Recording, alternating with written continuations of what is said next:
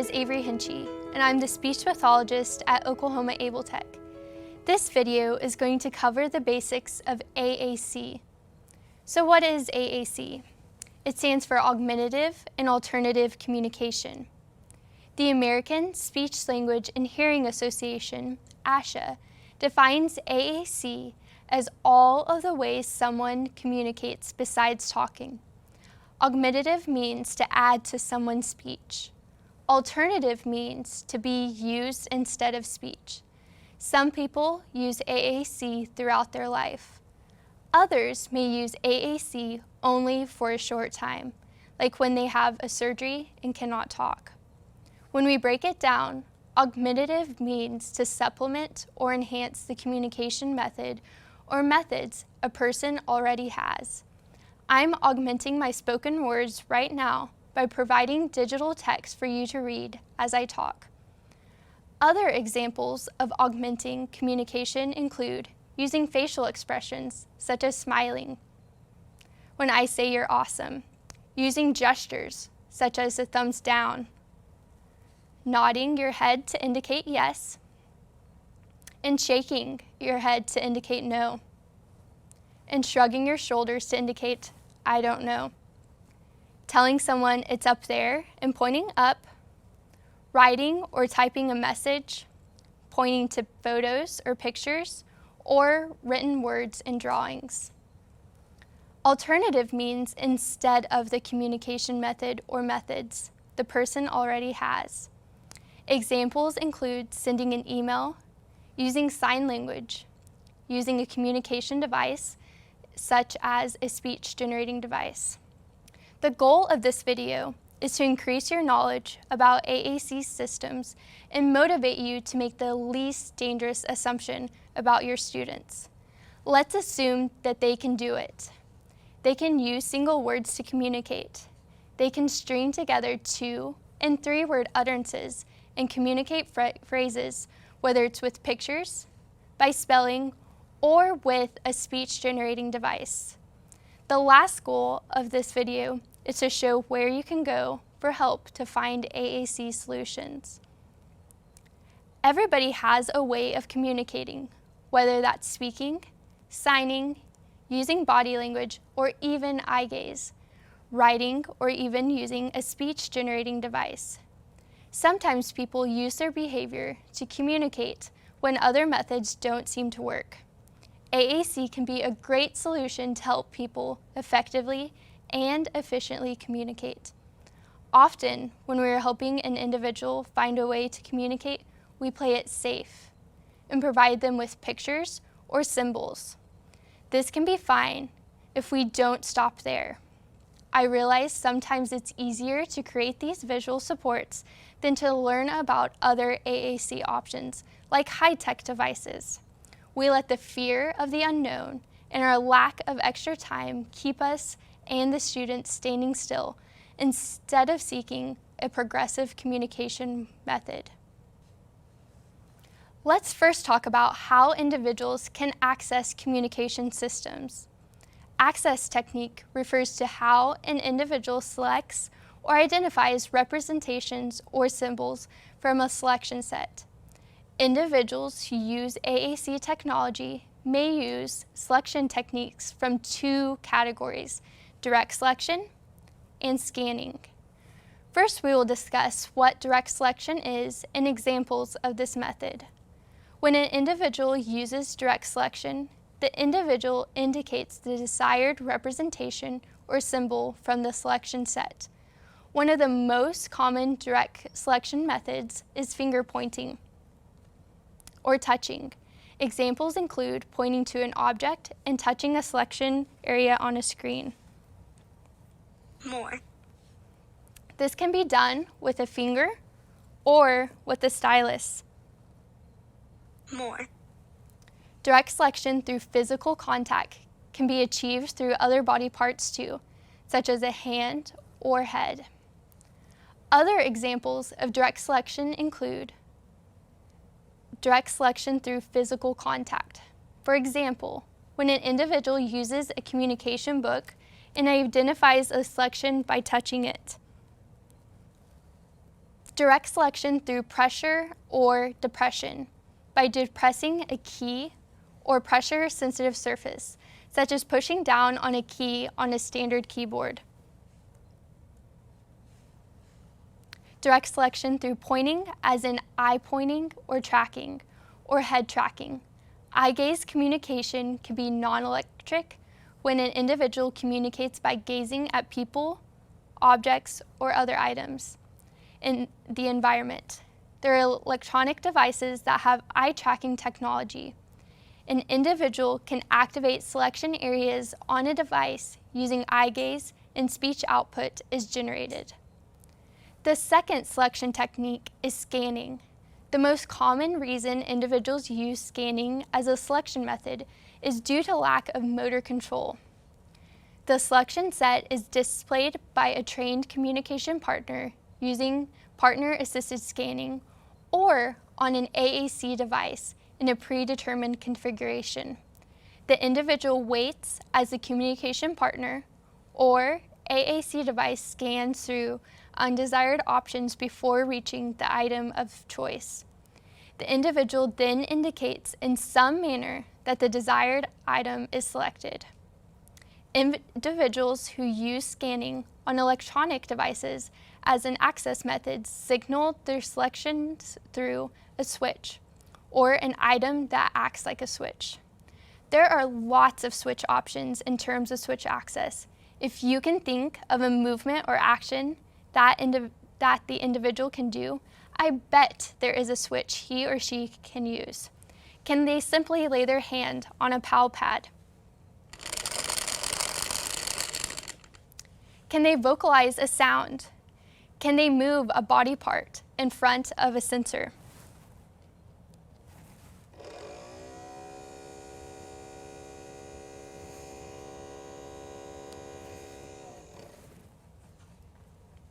What about moving their eyebrows? There is even a switch that allows an individual to sip and puff air to select or activate items. So what might students need or want to activate? When they are young, they might be really motivated to activate a toy that moves. Hello, baby. Tobii is the most fun with you. They may want to activate a speaker, a light, fan, or even a bubble machine. They might want to activate those items even if they're older. The same switches used to activate toys and other items can also be used to communicate on speech-generating devices. That will be discussed later in this video. Now that we have discussed how individuals can access communication systems, let's dive into AAC solutions. AAC solutions range from no tech, also called light tech, such as gestures, facial expressions, to Midtech, maybe a single message device, to Hightech, a dedicated dynamic system that generates speech. And it is up to us to help students find out which one, or a combination thereof, best meets their needs. Using a writing utensil and paper to write on or draw pictures may be a great way to accommodate a student for an activity. The company AbleNet makes a free app called Symbol Overlay Maker with symbol stick symbols. This is a great tool that can be used to make picture supports for students in their classroom. Many schools also use Mayer Johnson Board Maker to make picture supports. Board Maker is pricey though, and most everyone has access to clip art and/or Google Images. These are great resources for creating those picture supports as well. The point is, the pictures and symbols need to be recognized by the student using them. When providing visuals for the student's immediate use, don't forget the value in using visuals for the other students in the classroom. Could everyone benefit from a picture of the clock where they could reach it? Why not use words and pictures to label things around their room? It can be a great way to incorporate the whole class and build a more universal design for learning, or UDL, within the classroom. all your students could benefit from a communication board with symbols and labels of commonly used words.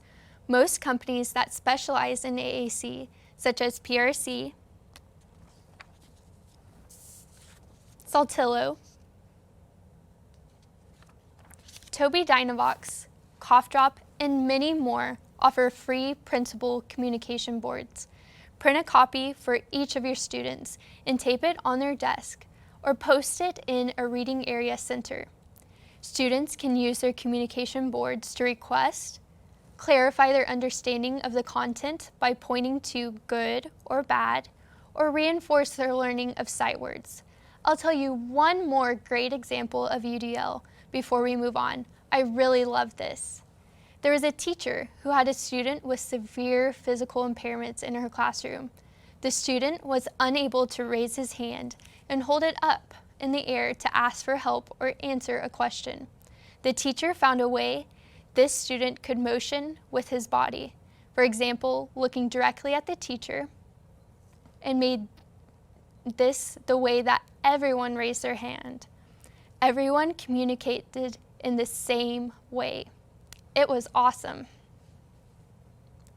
This next group of AAC items are what I'm considering to be Midtech or a medium level of technology. It includes single message devices like the Big Mac, as well as some devices that can be single, two, and multiple message devices. These devices can be used by directly touching the buttons, but can also be switch activated. By teaching kids to use switches to activate items, they are learning cause and effect and control of their environment. Using a switch or simply pressing the button or buttons on Midtech AAC devices are both effective ways to activate it. We still want to use visuals when possible. These may even be the same visuals that we already introduced to the student by putting the picture "go" into the Big Mac and recording the word. I'm giving the student a way to get the attention of others, as well as ask or even demand that others do something. AAC is so powerful, and recording on these devices is so easy to do. Let me show you. I turn the device on, press the record button, and then push down on the top. And I'm going to record "go." Go, go, go. Then I push the record button again. Let's try it. Go, go, go. I can change this on the fly depending on the classroom activity. Teachers can record messages and send them home. Parents can do the same and send them back to school. Let me show you a device that can do 1, 2, on up to 16 messages at a time. It's the 7-level communication builder. A student may start off using only 1 or 2 messages, but move and graduate up to using 16 messages at one time. This device also has 7 levels, hence the name. So it will store 7 pages that contain single messages, 2 messages, 4, 8, and then 16 messages each. Recording a person's voice onto one of these Midtech devices is what separates this level of technology from the high-tech one for me.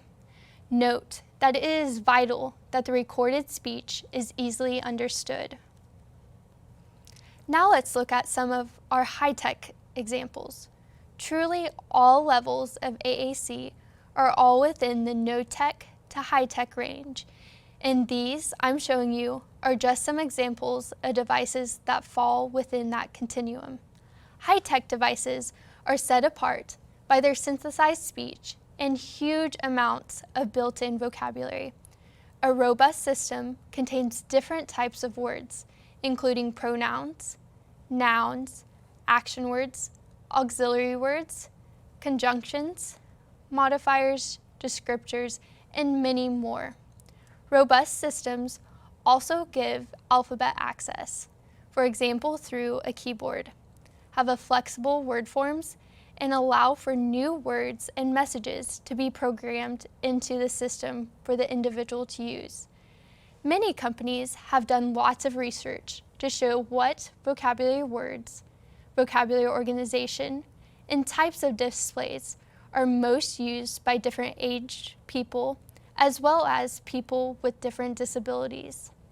High-tech solutions can be broken down into two groups, app-based solutions or dedicated device solutions.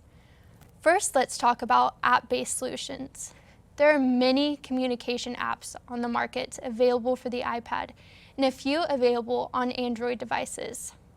Examples of app-based solutions include Proloquo to Go, Cough Drop,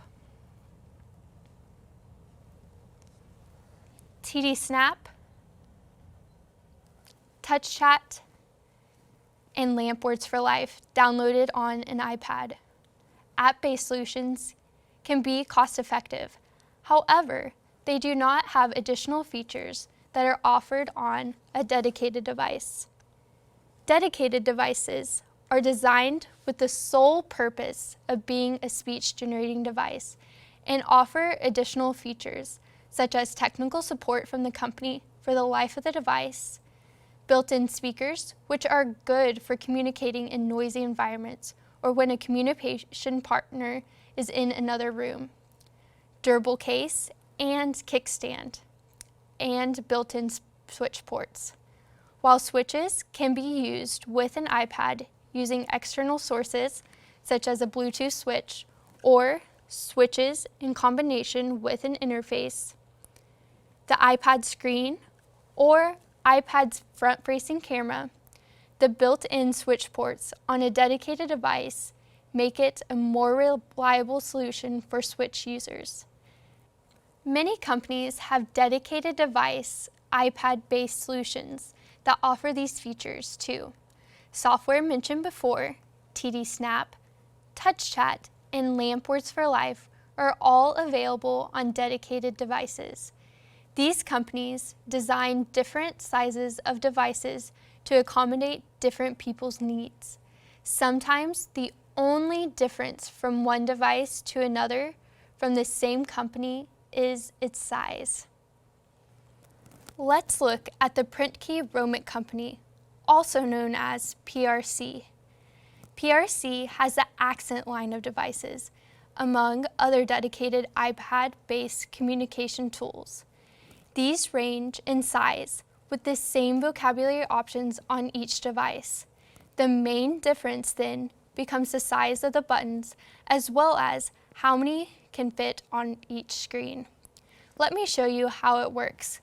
I will say a sentence like any other person might want to say. I love talking about food, so mine will be, I eat popcorn. I eat popcorn. I eat popcorn. PRC offers multiple language systems, each with different features that benefit different groups of people, such as Unity, Lamp Words for Life, which stands for Language Acquisition through Motor Planning, Lamp Words for Life for Lamp VI for individuals with visual impairments, Lamp Words for Life, Spanish and English, and Core Scanner, a language system that offers a roadmap for individuals using switches that starts off with single words and gradually adds language without ever changing the motor plan. Essence, a text-based language system. Unidad, a bilingual option that provides access to English and Spanish language systems. And Word Power. There are accent devices that have the capability for eye gaze and head tracking options as well. Another company that makes dedicated devices that have the capability for eye gaze and head tracking is Tobii Dynavox. An eye gaze device can be a great solution for individuals with complex communication needs who have limited mobility and range of motion. Tobii iSeries devices are eye gaze-enabled speech-generating devices. Tobii Dynavox TD Pilot is an eye-controlled communication device for an iPad. Other Tobii Dynavox devices include the i110 and dedicated iPad and Android-based solutions. Tobii Dynavox offers multiple language systems with different features that benefit different groups of people, as well, such as TD Snap, which has symbol-supported page sets, text-based page sets, scanning page sets, and many more. TD Talk is a standalone text-based language system. There's also Communicator 5 and SnapScene. SnapScene provides instant scene-based communication and learning through a visual scene display. I'll show you a visual scene of two girls playing with a ball. A picture was taken of a play routine, then hotspots were drawn around specific parts of the picture. Each hotspot has a recording of a word or phrase. When the hotspot is activated, the recording is played. The representations of people, actions, objects, and many more are embedded into the context that they occur. Let's try one. I want that ball. Your turn. Saltillo offers visual scene displays with hotspots like SnapScene and a visual scene display layout with a picture, topic words, and phrases surrounding the picture. An example of that layout can be seen with this visual scene of a family where phrases about the family surround the picture. This is my family. This visual scene feature can be found in the word power vocabulary files. Also included in these vocabulary files are grid layouts. As I start to build a sentence, often the next word I want to activate can be found in 1 to 2 touches. Let's try one out. You are great. Did you see how the screen changed each time I activated a new word to build my sentence? Let's try one more. I eat popcorn. Saltillo offers word power vocabulary options in a variety of grid sizes, which have options for direct selection through touch and scanning activation techniques. Other vocabulary options offered by Saltillo include multi-chat, Fort Basic, My Quick Chat, and many more. Saltillo's devices are called Nova Chats. Saltillo currently makes the lightest AAC device on the market. It's called the Nova Chat 5, which is about the size of a phone. Saltillo also offers dedicated iPad-based communication solutions and has head tracking features available on certain devices. Lastly, I'll touch on a few accessories individuals might need to use to assist them with effectively using a communication device. Many individuals can benefit from using a key guard, especially individuals who have limited fine motor control.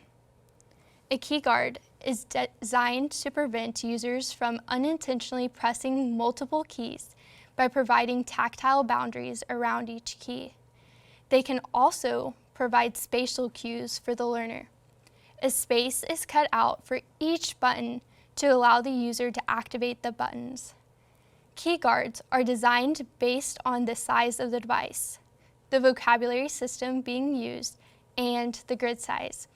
If you do not have access to a key guard while you're trialing a device with a user, Wiki sticks can be used as a temporary alternative. Shoulder straps,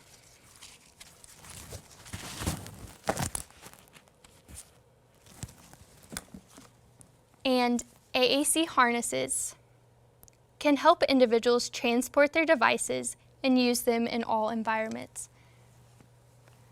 Mounts can also assist with transporting AAC devices. There are a variety of mounting options. Wheelchair mounts can be attached to an individual's wheelchair, and tabletop mounts can assist with keeping devices secure when working on a tabletop or floor-time activities. With so many different features, it is truly a challenge sometimes to match up what a person needs with what is available. When a student needs our help, it is up to us to help them as a team and determine what features are necessary for them to communicate and receive a free and appropriate public education. We will do far more to help children find a way to communicate if we believe they can do it. Let's make the least dangerous assumption. If you have any questions about the specific devices you have seen today or their built-in features, please don't hesitate to contact Oklahoma Able Tech. Thank you so much for watching, and we look forward to hearing from you soon.